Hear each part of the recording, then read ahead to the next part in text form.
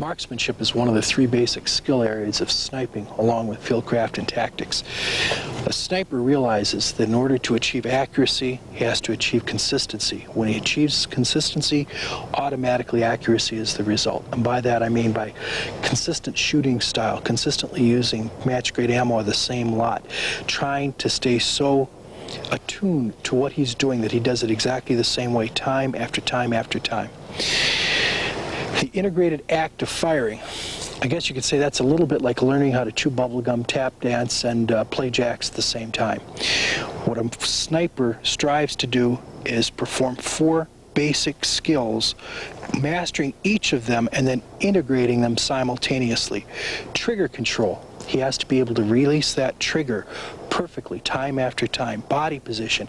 He wants to be real solid so the rifle's stable, yet he's comfortable. Sight alignment. If he doesn't have proper sight alignment, he's probably going to cause parallax. He's probably going to push that round a little right, left, up, or down. Breathing. Breathing especially is important because a lot of people don't understand its full impact. You have to realize that breathing causes your body to move. You breathe out, you breathe in, your chest moves a little bit. Let's look at what this looks like graphically. You breathe in, breathe out. Breathe in, breathe out. Well, understanding the cycle, you want to oxygenate your blood a little bit so that you can pause for a second to become a little more solid. So you even deep breathe a little bit. Blow out half of it and hold it. That is called a natural respiratory pause. It's about 5 to 7 seconds. That is when all of this is integrated right in that little window to achieve the most perfect marksmanship. Let's go over and see how our our spotter is preparing to fire. First, let's look at his body position. He's sitting from a bench, so let's take a look at how he's seated the rifle, how he's grasping it. First, we know, because undoubtedly he's a fine marksman, he properly seated that butt in his shoulder. He learned through drills of raising a rifle, putting it in his shoulder and lowering it, how to get it naturally into that deep pocket so it's really solid. Furthermore, he's using his non-shooting hand to hold it solid and pushing back slightly.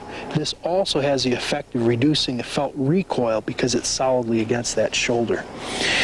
His right hand is on that swelled pistol grip. You see that gap in there? He's got his finger out so that it's going to move independently. He's not going to pull the rifle when he pulls the trigger. And only the tip of his trigger finger is touching the trigger itself.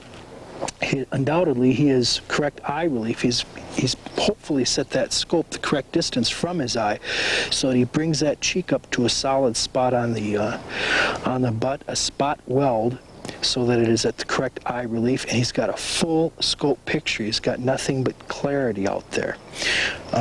Sniper, why don't you go ahead and dry fire? There, does that feel good? Great. Okay.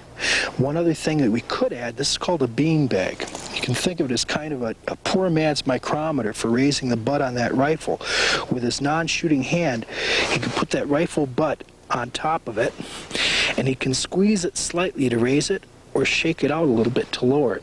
This is, in essence, a small sandbag. If you don't want to use a military sock, you can cut off the pants from a BDU leg, sew it up, put a little wire on the top. A moment ago I mentioned a scope sight picture to make absolutely sure you understand what that looks like through an optical sight. It should be perfectly clear, the crosshairs centered, no shadow on the sides, no shadows on the top. If you were to shoot through one of these, it would cause the round to tip right or left or go up or down. When it's like this, not only have you got a clear field of view, but you have a correct eye relief of about 3 inches between your eye and that rear ocular scope lens. A sniper has to master his trigger release. He has to shoot over and over and over again in order to do this.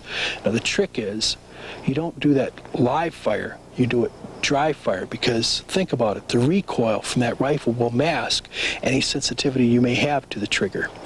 There's a special drill used by snipers in which they place a coin on the end of the barrel. I've got a quarter here. Go ahead, dry fire. Okay, it didn't move. Let's make it a little more difficult. Rebolt your weapon. Now we're going to put a dime up there. It's narrower, it's more sensitive. Go ahead, dry fire. Waver just a little bit. This is an excellent marksman. That drill alone will probably improve trigger release by 75–80%. When dry firing though, you should probably use a snap cap, this plastic simulated round, to prevent undue wear or cracking on your firing pin. This will not fire under any circumstance. It's very safe to use. Okay, follow through is required for the sniper to continue to think about the target, maintaining that mental focus and a visual focus on it after squeezing the trigger. It's necessary as a preventative to keep from the bad habit of stopping to focus as you pull the trigger, which will cause you to blow a shot. Now, one thing I can do, and I'm playing the role of the coach here, is I'm looking into a shooting eye. I'm going to watch for the slightest flinch. Go ahead, squeeze it off when it feels good. Oh, I saw a slight movement. Rebolt it. Focus a little harder. I'm helping him. I'm reinforcing him. Go ahead, squeeze it when it feels good. Think through it. Excellent, excellent. That is follow through. That was rock steady. Now let's talk about shooting positions, starting with the offhand or standing position. First of all, you want to seat whatever position you're in. You want to seat the rifle well in your shoulder. Raise it up high, almost shooting at the moon. Get it nice in that pocket. Rotate it down. Now observe the way my elbow is tucked in well against my body. That's because this rifle, any heavy-barreled sniper rifle, is barrel heavy. In order to support it, you've got to really bring that elbow back against your body. But that creates a problem from your breathing, affecting the movement of your chest. What it really means is the offhand is a weak position. You want to reinforce it whenever you can with support, such as this tree. But you don't want to have your rifle touch it. That's a hard-to-hard contact. You always want a hard to soft or soft to hard. By intervening something such as your hand, or if you're in the prone laying on a log, put your field jacket over it.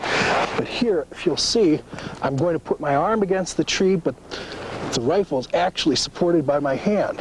I'm in here good and solid. I'm ready to engage. Now let's take a look at the sitting position. Our spotter is in one of two sitting positions. Note that his elbows overlap his knees. He does not want that bone-to-bone contact of elbow to knee bone, because the cushioning effect of the flesh to flesh or muscle to muscle, it's a far more solid position. And the second variation on a sitting is with your feet apart. He tries to keep his feet as flat as possible for the terrain because that improves stability as well. And what we're talking about is being stable and calm when we shoot. And now the last position I'm going to demonstrate is the prone, which the temptation from all the old cowboy movies is to take your barrel and protrude it from cover. Wrong. You're highlighting your position. Back off some. Try to stay as low as you can. Sure, you've got a bipod on it, but unless you absolutely need to get the elevation from that bipod, don't use it. Use your hand or a sandbag. A sandbag would be a bit more stable, but here, right there, I'm as stable as can be. A couple things you should remember when you're firing with a bipod. Number one is that this bipod can be no more solid than the surface you've got it resting on. There's always a danger, first shot, second shot, last shot, of canting with that bipod. To keep from that happening, canting incidentally is tipping right or left as you shoot, which will cause you to dump around right or left. The simplest way to prevent it is stay aware of the danger, and secondly, from time to time, use that horizontal line in your crosshair as a reference to check against a flat horizon. To keep his mental focus and that meticulous attention to detail for each shot he takes, the sniper indeed documents and records it. First, as you can see, he recorded all the background data for shooting today, to include the location, the wind and weather conditions, which rifle he's using. Today, you can see he's emphasizing trigger control in his practice. He's just fired his first shot from the bench. Go ahead and mark where you'd called it, where you believe that you had placed it. Okay, a sniper had gone for a throat shot. I got out the spotting scope. I was coaching for him as his teammate. I plotted it right there, dead center.